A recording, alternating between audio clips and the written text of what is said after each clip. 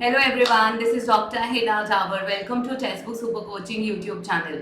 Students, आज मैं आपके साथ पेपर नंबर 2 एजुकेशन के कुछ इंपॉर्टेंट टॉपिक शेयर कर रही हूँ जिनको अगर आपने कवर कर लिया तो आपका JRF आपसे कोई दूर नहीं कर पाएगा. So JRF is all yours अगर आपने इन इंपॉर्टेंट टॉपिक्स को कवर कर लिया. So today I will be discussing few of the important topics that covering all 10 units. ठीक है, तो यूनिट वाइज डिस्कस कर लेते हैं ऐसे कौन कौन से टॉपिक्स हैं जिसको आपको पढ़ के ही जाना है.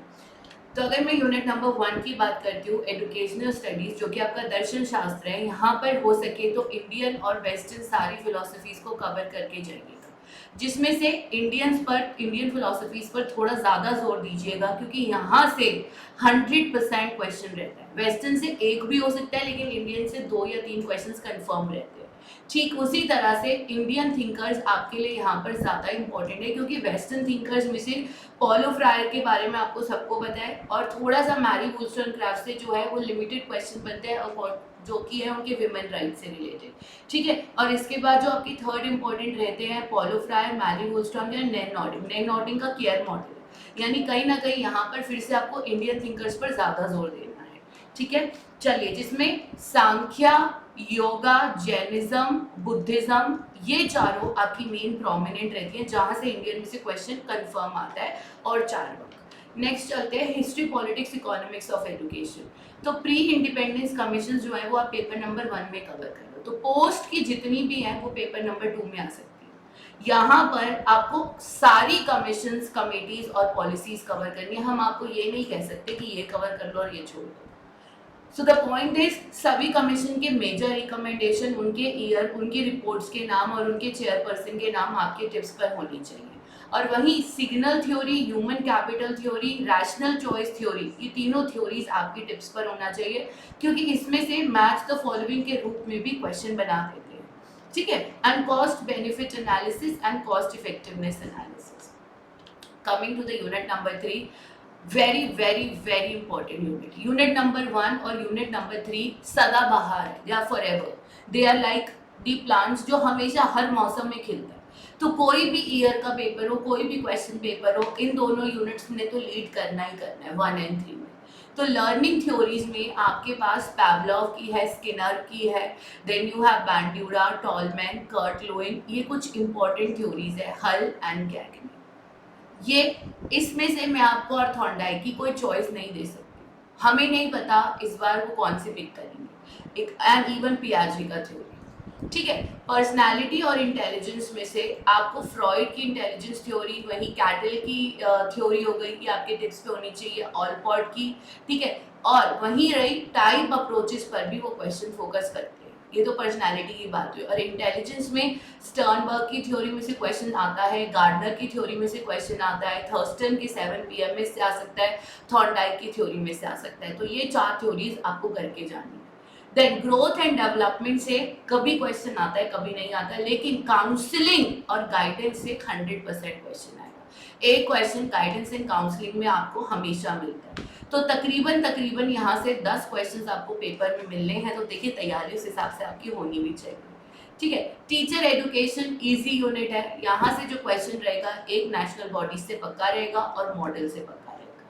ठीक है, और लेवल्स ऑफ टीचिंग. अगर आपने ये 3 टॉपिक कर लिए, 100% आप इस यूनिट को बहुत इजीली फुल मार्क्स स्कोर कर सकते हो. यूनिट नंबर 5 में सारे मॉडल्स आपके टिप्स पर होने चाहिए, चाहे वो करिकुलम डेवलपमेंट के हो, चाहे करिकुलम इवैल्यूएशन के हो. क्वेश्चन आपका जो बनेगा वो यहाँ से 100% बनेगा, फॉर श्योर यहाँ से क्वेश्चन बनेगा. और अब आता है सबसे ज़्यादा टेंशन भरा और डिफिकल्ट जो बच्चों को यूनिट लगता है, रिसर्च.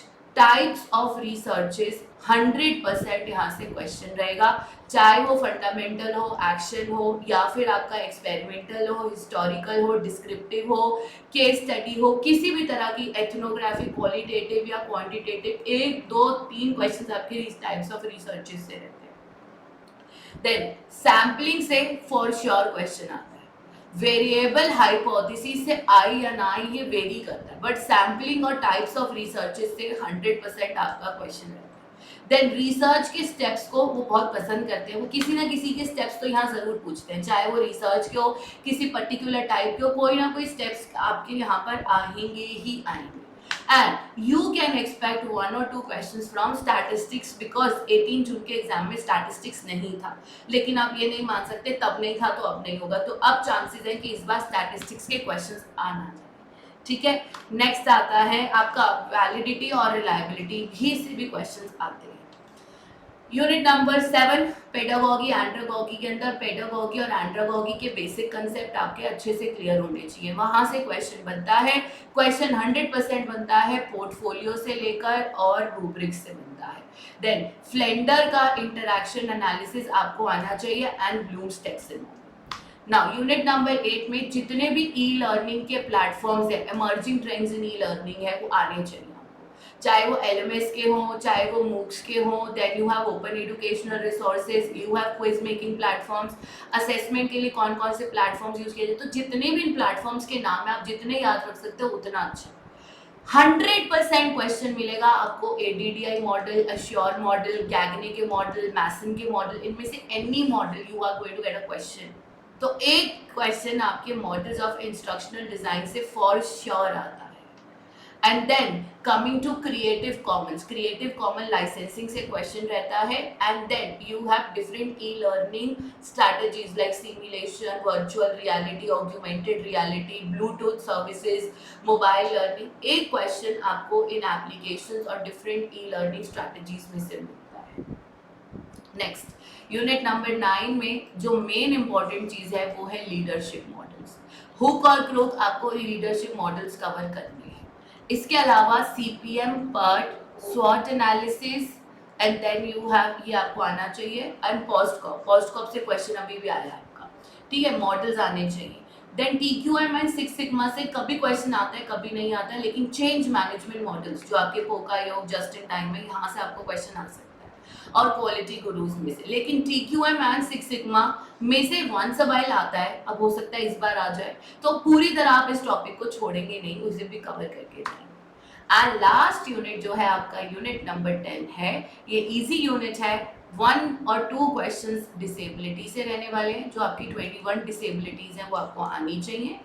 यहाँ पर इम्पेयरमेंट, डिसेबिलिटी, हैंडीकैप की डेफिनेशन से रिलेटेड आ सकता है।